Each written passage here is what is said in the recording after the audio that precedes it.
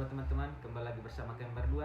Saya Krisostomus Krisotika, NIM 25030100148. Dan saya Meriki Alfatanaim dengan NIM 2503010151 Oke, mari kita saksikan podcast kami. dengan baik. Halo teman-teman, kembali lagi bersama podcast kami.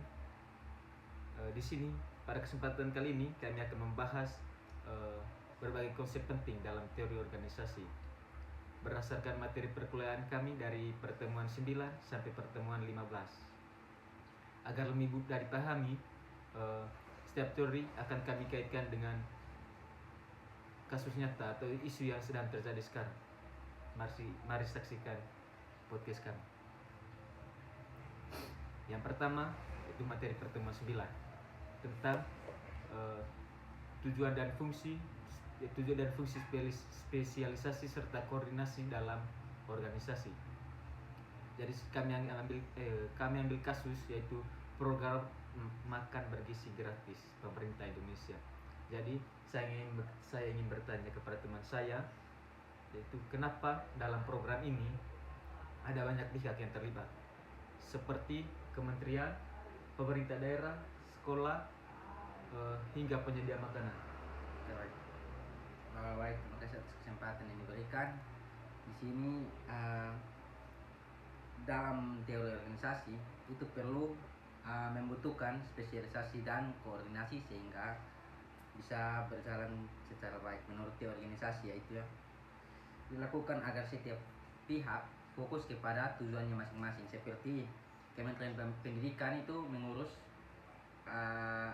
sekolah, Kementerian Kesehatan itu mengurus para gizi, contoh ahli gizi itu, dan Kementerian dan pemerintah daerah atau Pemda itu dia mengatur distribusi. Jadi itu perlu spesialisasi dan distribusi agar semuanya berjalan dengan tugasnya masing-masing. Dan setelah itu perlu juga koordinasi sehingga perlu juga koordinasi dari pihak lain ke pihak yang satunya agar bisa berjalan secara baik. Mungkin itu saja. Oke, baik. Saya ambil kesimpulan dari jawaban dari Anda bahwa spesialisasi yaitu meningkatkan efisiensi, sedangkan koordinasi memastikan seluruh bagian organisasi bergerak secara tepat atau secara bersama-sama. Oke, baik. Terima kasih. Oke, baik. Yang berikut materi tentang budaya, kompetensi, dan peran teknologi dalam organisasi. Kami yang diambil kasus yaitu transformasi digital dari PT Pos Indonesia. Jadi saya ingin bertanya kepada teman saya, dulu PT Pos identik dengan surat, tetapi sekarang sudah memiliki banyak layanan digital.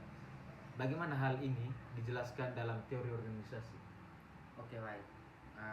Menurut saya, keberhasilan transformasi digital itu dipengaruhi oleh 3 faktor. Faktor yang pertama itu budaya organisasi.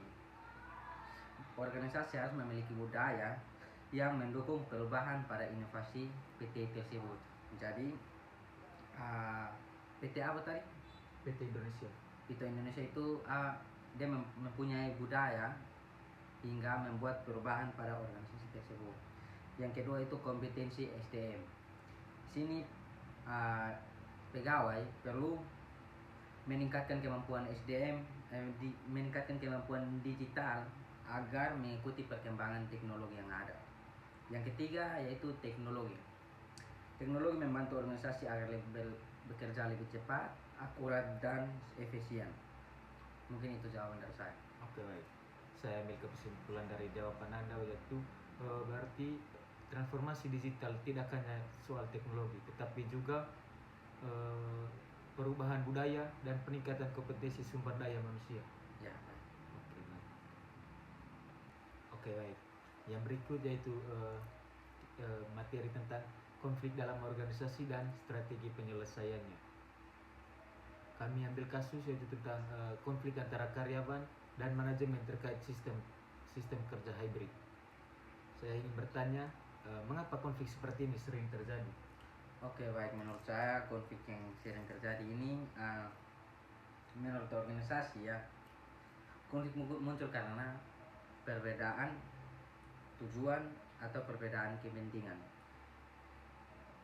Selain itu, konflik ini juga muncul karena perbedaan persepsi. Karyawan menginginkan fleksibilitas atau uh, jam longgar kerja itu, Iya, iya. tetapi manajemen ingin produktivitasnya tetap terjaga. Adapun strategi dalam penyelesaian ini yaitu negosiasi. Jadi apa? Karyawan perlu bernegosiasi dengan bernegosiasi dengan manajemen. Jadi kedua belah pihak itu harus bernegosiasi. Yang kedua, mediasi. Yang ketiga, kompromi, saling berkompromi gitu. Yang keempat yaitu kolaborasi, saling mendukung atau bekerja sama begitu. Strategi kolaborasi dianggap paling efektif karena kedua pihak mencari solusi yang sama hingga menjadi titik tengah atau mencari solusi gitu hingga kemudian sepakat mana yang betul bisa diambil. Kemudian dasar itu mungkin dasar. Oke, baik. Berarti kesimpulan jawaban dari teman Diki berarti di dalam organisasi ini antara karyawan dan manajemen itu harus bekerja sama Ya. dan jangan membuat masalah antara satu dengan yang lain supaya mencapai tujuan yang sama dengan baik. Oke, materi yang berikut yaitu tentang transformasi organisasi dan knowledge management. Kami ambil kasus yaitu tentang transformasi digital perbankan Indonesia. Jadi saya ingin bertanya, mengapa bank terus mengembangkan mobile banking dan layanan digital mereka? Oke, baik.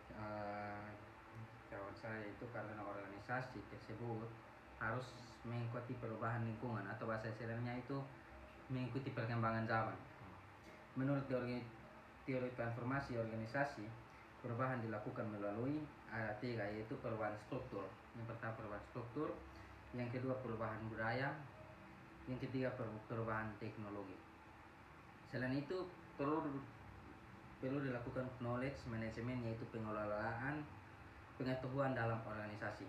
Contohnya ya, pengalaman pengalaman karyawan senior itu ketika bekerja itu didokumentasi sehingga karyawan-karyawan junior atau karyawan-karyawan baru itu bisa mengikuti atau digunakan oleh pegawai baru. Mungkin itu saja dari saya. Oke, berarti kesimpulan dari jawaban Anda yaitu transformasi organisasi akan lebih berhasil jika pengetahuan organisasi dikelola dan dibagikan secara efektif. Oke. Baik, yang berikut itu tentang jejaring organisasi. Kasus yang kami ambil yaitu kolaborasi pemerintah, swasta, dan masyarakat dalam penanganan bencana alam. Jadi saya ingin bertanya, mengapa penanganan bencana membutuhkan banyak organisasi? Oke, baik, menurut jawaban saya ya, ini organisasi itu tidak bisa bekerja sendiri. Dia membutuhkan bantuan dari organisasi lain atau bisa dibilang kerjasama dari organisasi lain. Konsep organizer networks menjelaskan bahwa organisasi harus membangun jaringan kerjasama dengan pihak lain untuk mencapai tujuan bersama. Contohnya, pemerintah menyediakan kebijakan. Pemerintah harus buat ini, buat itu.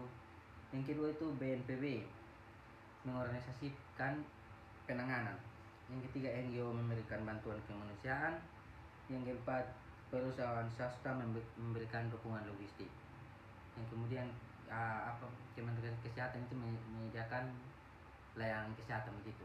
Jadi mereka harus bekerja sama sehingga bisa Membantu korban bencana itu dengan baik.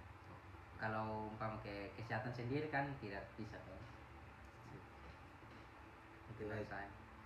Berarti kesimpulan jawaban dari teman Diki yaitu jejaring organisasi memungkinkan sumber daya, informasi, dan kemampuan dari berbagai pihak digunakan secara bersama-sama. Ya, Pak. Terima kasih. Oke, baik. Materi yang terakhir itu tentang etika dan budaya organisasi. Kami ambil kasus itu tentang kasus korupsi di lembaga pemerintah. Jadi saya ingin bertanya kepada teman saya, mengapa korupsi masih terjadi meskipun sudah ada aturan yang ketat yang dibuat? Oke, karena masalah utama seringkali terjadi pada etika dan budaya organisasi. Etika organisasi berkaitan dengan nilai benar dan salah dalam pengambilan keputusan.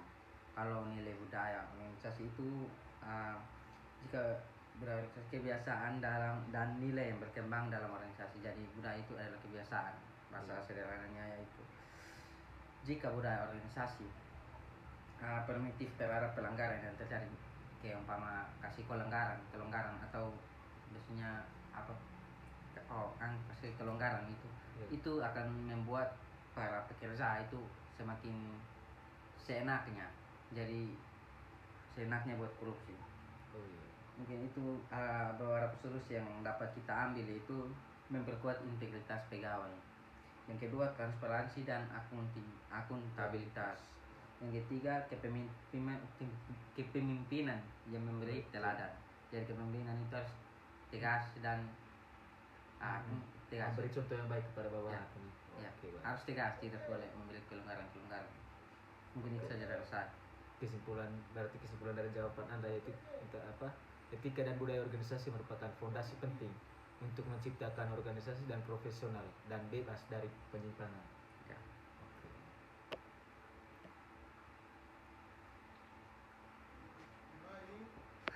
Oke, baik.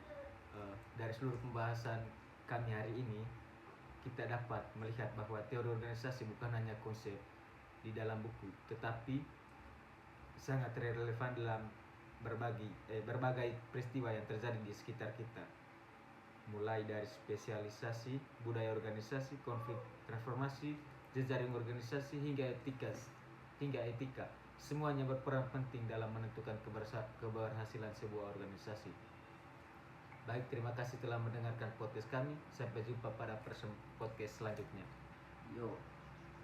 Asik.